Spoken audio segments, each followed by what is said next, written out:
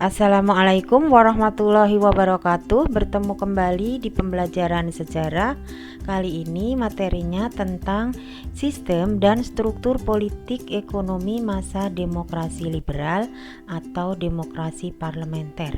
Nah, berikut indikator dan tujuan pembelajaran.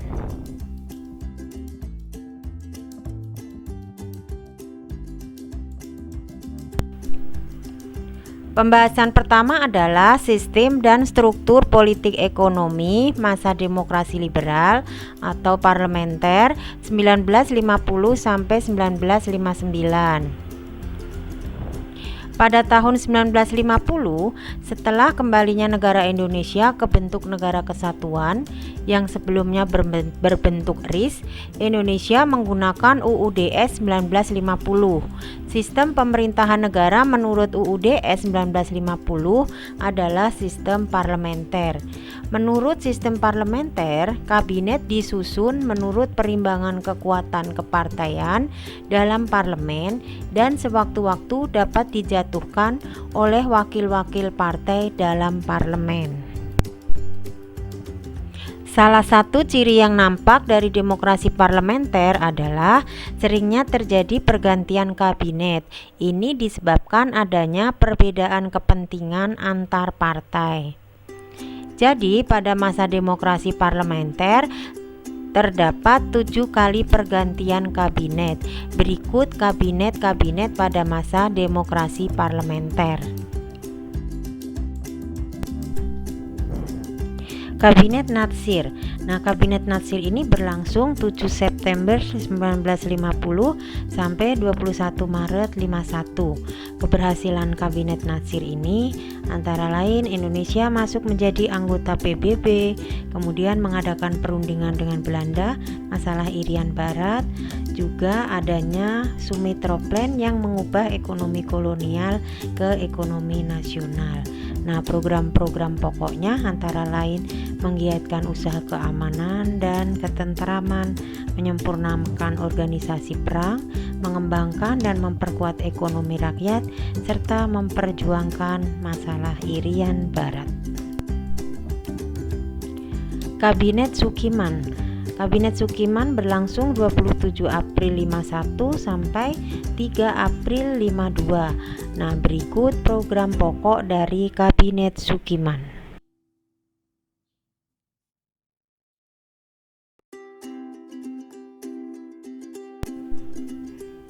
Yang ketiga adalah Kabinet Wilopo 3 April 52 sampai 3 Juni 53. Program pokoknya ada menyelenggarakan pemilihan umum yang pertama, kemudian meningkatkan kemakmuran rakyat dan meningkatkan pendidikan rakyat. Kabinet Ali Sastro Amijoyo I. Nah, program pokok dari kabinet ini antara lain meningkatkan keamanan dan kemakmuran, pembebasan Irian Barat, pelaksanaan politik bebas aktif, dan penyelesaian partai politik. Sedangkan keberhasilannya adalah mempersiapkan pemilu untuk memilih anggota parlemen dan menyelenggarakan Konferensi Asia Afrika tahun 1955. Kabinet Burhanuddin Harahap. Keberhasilan Kabinet Burhanuddin Harahap antara lain penyelenggaraan pemilu pertama yang demokratis pada 29 September 55, kemudian perjuangan diplomasi menyelesaikan masalah Irian Barat, pemberantasan korupsi, serta terbinanya hubungan antar angkatan darat dengan Kabinet Burhanuddin. Nah, program pokoknya antara lain sebagai berikut.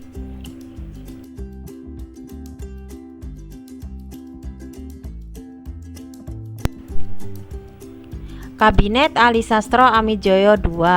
Program pokok Kabinet Ali Sastro Amijoyo II adalah program kabinet ini disebut rencana pembangunan 5 tahun yang memuat program jangka panjang sebagai berikut: pembatalan KMB, pemulihan keamanan dan ketertiban, menjalankan politik luar negeri bebas aktif, dan melaksanakan keputusan Konferensi Asia Afrika. Yang terakhir adalah Kabinet Juanda. Nah, keberhasilan kabinet ini antara lain mengatur kembali batas perairan laut nasional Indonesia, terbentuknya Dewan Nasional, mengadakan musyawarah nasional untuk meredakan pergolakan di berbagai daerah, dan diadakan musyawarah nasional pembangunan untuk mengatasi masalah krisis. Nah, program pokoknya antara lain sebagai berikut.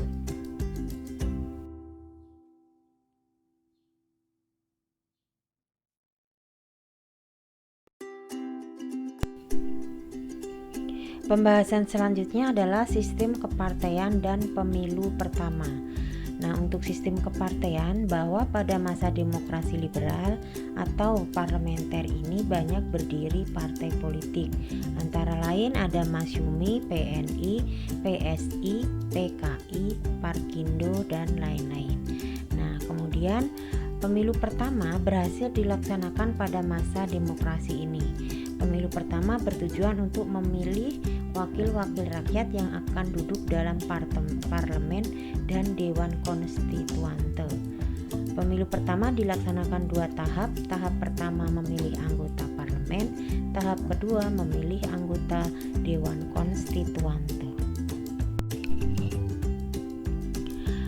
Karena ketidakstabilan politik pada masa demokrasi liberal, kegagalan Dewan Konstituante dalam membuat Undang-Undang Dasar, Presiden Soekarno merasa demokrasi liberal tidak cocok diterapkan, maka digantilah demokrasi liberal ke demokrasi terpimpin.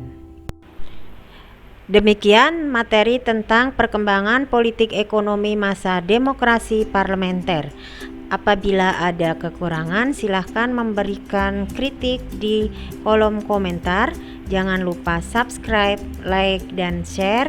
Kita bertemu kembali di materi pembelajaran berikutnya. Assalamualaikum warahmatullahi wabarakatuh.